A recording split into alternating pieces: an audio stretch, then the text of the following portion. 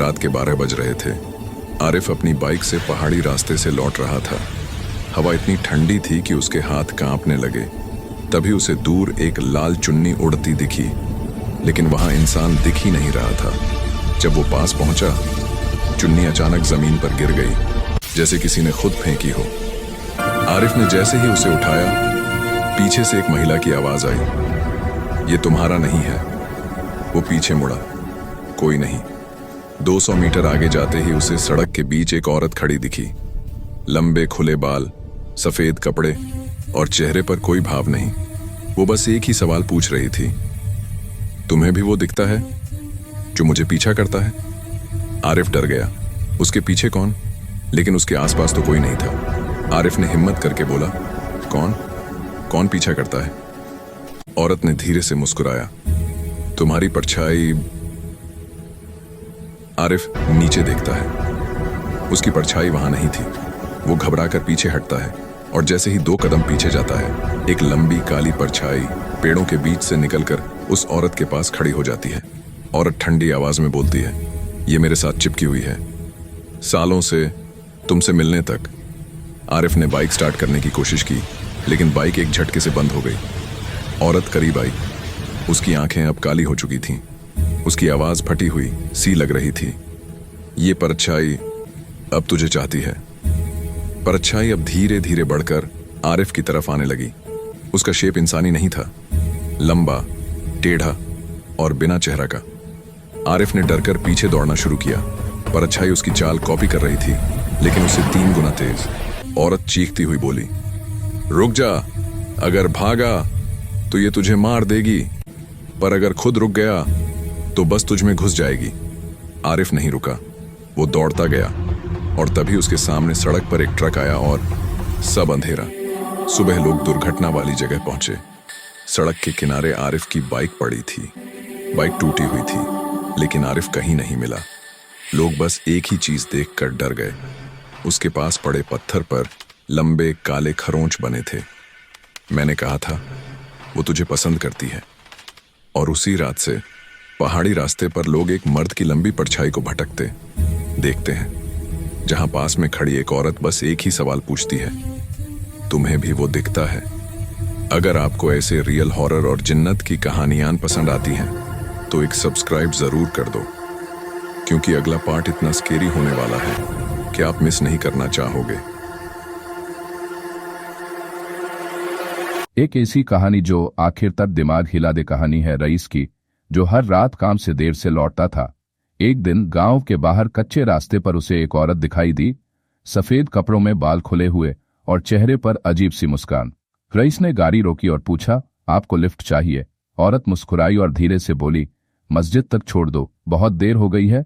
Rice ने गाड़ी चलाई, लेकिन रास्ते में उसे लगा कार के शीशे में औरत का चेहरा बार बार बदल रहा है, कभी जवान, कभी बूढ़ी, कभी बिल्कुल फीकी। उसने सोचा शायद आंखों का धोखा है। तभी रेडियो अपने आप चालू हुआ और एक आवाज आई, वो इंसान नहीं है। रईस ने झट से रेडियो बंद किया। हमारे यूट्यूब चैनल को सब्सक्राइब करें। गाड़ी मस्जिद के पास पहुंची, लेकिन वहां कोई नहीं था। न मस्जिद, न कोई बस थी, बस वीरान जमीन और एक पुराना पेड़। रईस पलटकर देखने लगा कि औरत कहाँ गई, और वो गायब थी। पीछे की सीट खाली थी, सिर्फ एक काले धुएं की परत फैली हुई थी। रईस डरकर बाहर निकला और चारों तरफ देखा। पेड़ के नीचे वही औरत खड़ी थी, लेकिन अब उसका चेहरा इंसानी नहीं था।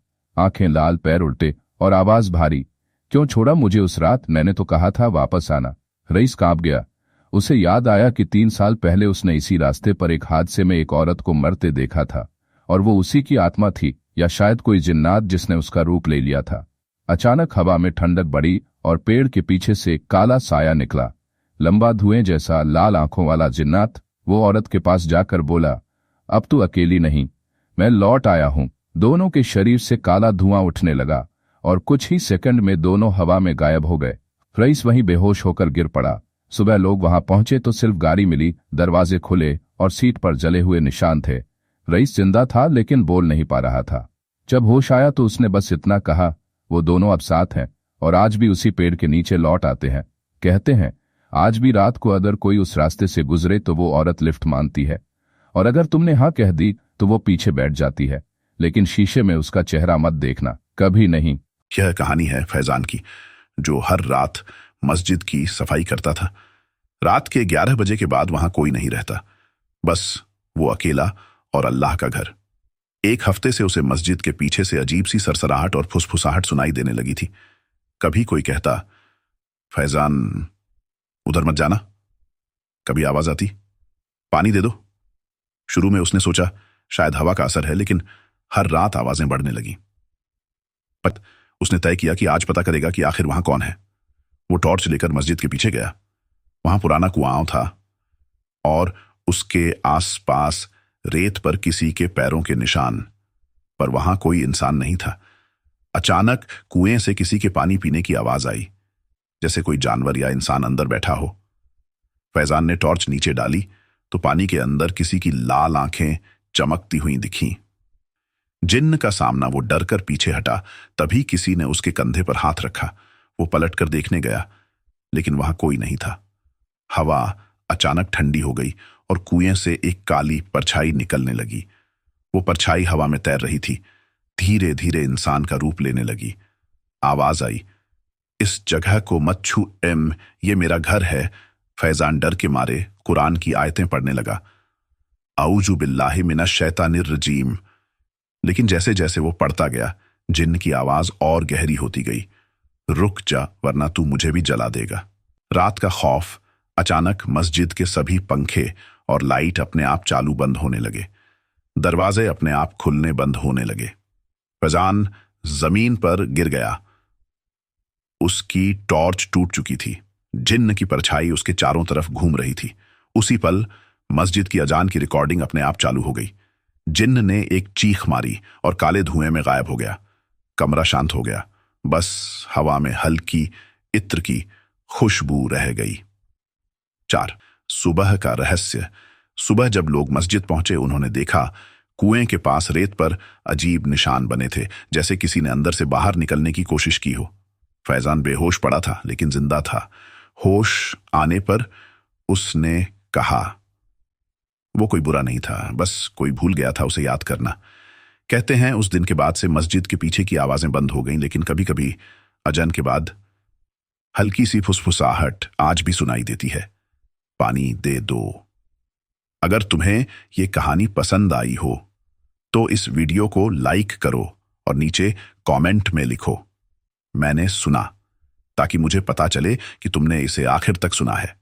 और हां, अगर हिम्मत है तो चैनल सब्सक्राइब कर दो, क्योंकि अगली कहानी शायद तुम्हारे शहर की हो सकती है।